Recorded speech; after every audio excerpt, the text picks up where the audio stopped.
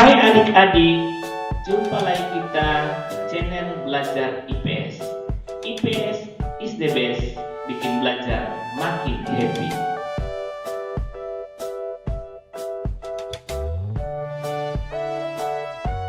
Selamat pagi peserta didik, bagaimana kabar kalian? Baik dan luar biasa. Pagi hari ini kita akan mulaikan pembelajaran ilmu pengetahuan sosial kita.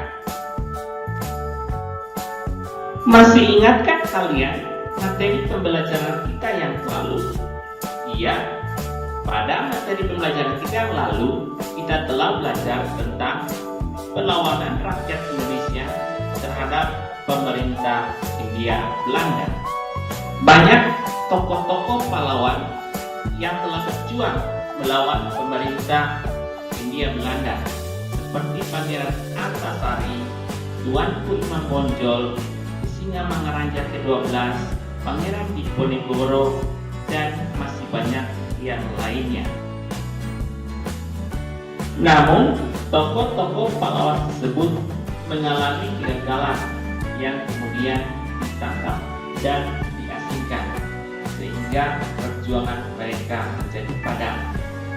Kemudian muncullah kaum cerdik pandai yang berjuang untuk Indonesia.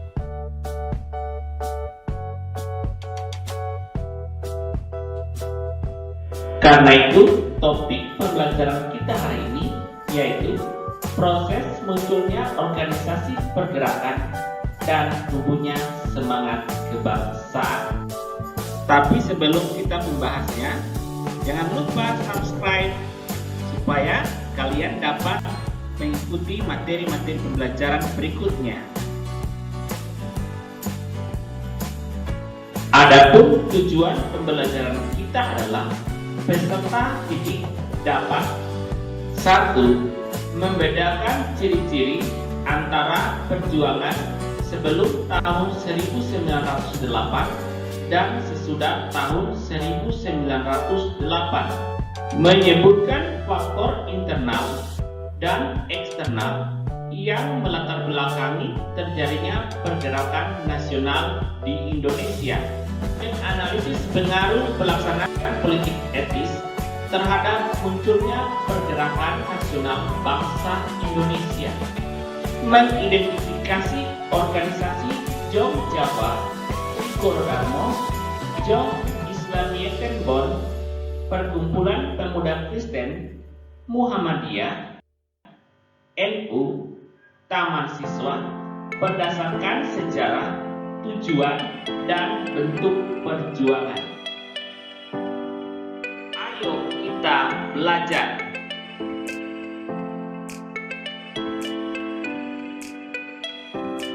Amati gambar berikut ini. Gambar ini adalah tokoh pahlawan Singamangaraja ke-12 yang mewakili perjuangan rakyat sebelum tahun 1908.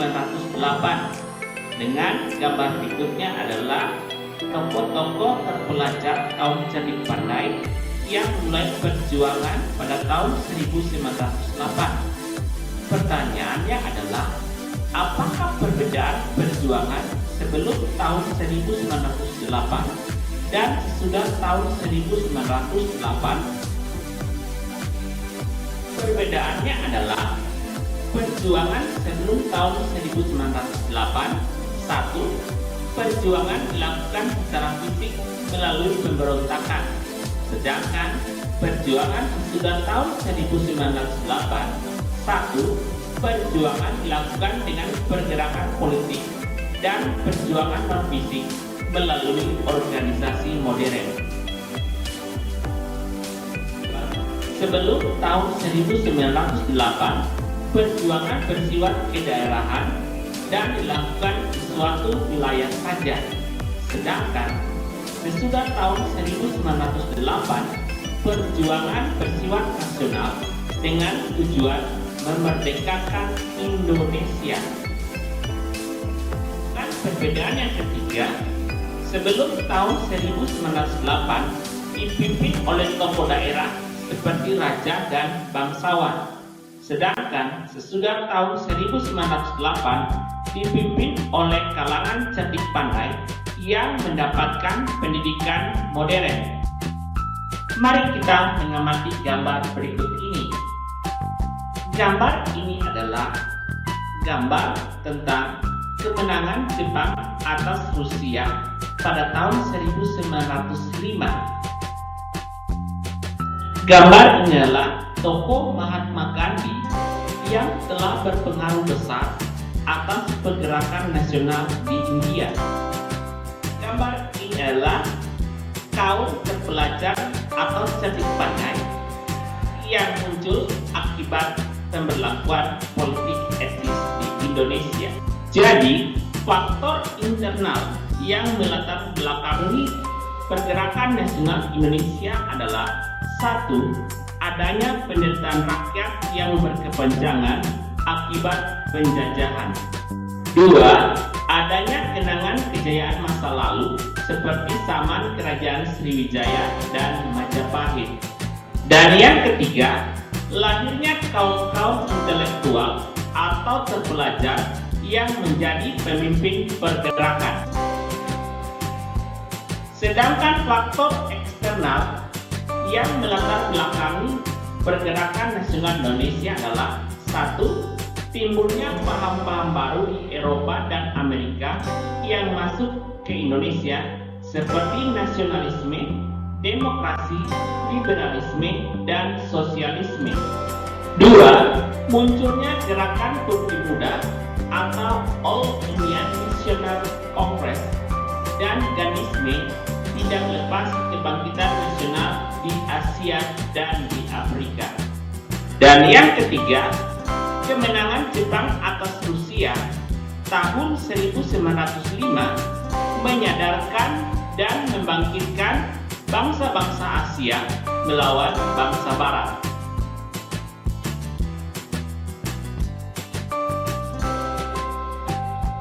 Masih ingatkah kalian siapakah tokoh pada gambar ini? Ya, benar sekali. Tokoh pada gambar ini adalah Konrad Theodor van Deventer, adalah seorang tokoh yang mencetuskan trias politik Van Deventer. Kemudian gambar berikutnya adalah gambar Ratu Wilhelmina dari negara Hindia Belanda. Van Deventer pada tahun 1899 mengeluarkan tulisan yang berjudul Hutang Kehormatan yang berisi kritikan terhadap pemerintah Hindia Belanda untuk membayar hutang budi dengan meningkatkan kesejahteraan rakyat di negara jajahan, sehingga oleh Ratu Wilhelmina memunculkan kebijakan baru bagi daerah jajahan yang dikenal dengan politik etis.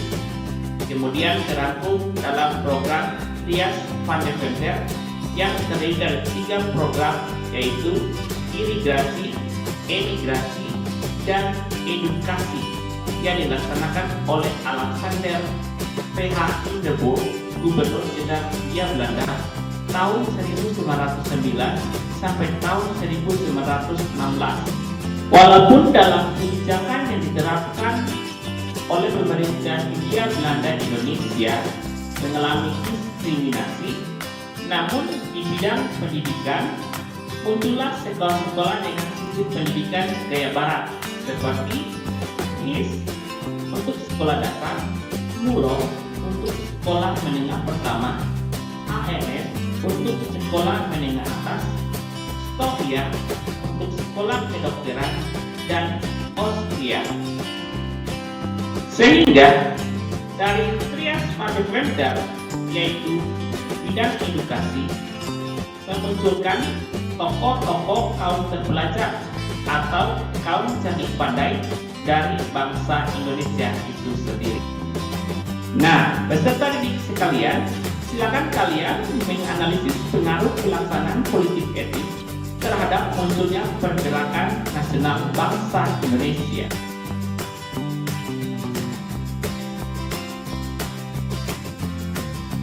Akibat diberlakukannya politik etis di Indonesia, salah satunya bidang edukasi yaitu pendidikan, memungkinkan bagi bangsa Indonesia untuk mengenyam pendidikan walaupun harus mengalami diskriminasi dari bangsa Barat. Akibatnya muncullah organisasi-organisasi pergerakan nasional seperti Jong Jawa Kongres, Jong Islamieten Bond, Pergerakan Pemuda Kristen, dan yang lain-lain. Mari kita mulai membahas satu persatu. 1. Jong Jawa. Organisasi kepemudaan didirikan 7 Maret 1915 dengan nama awal Trikoro Darmo oleh Saktiman Wirjo Sanjoyo di Gedung Tokyo.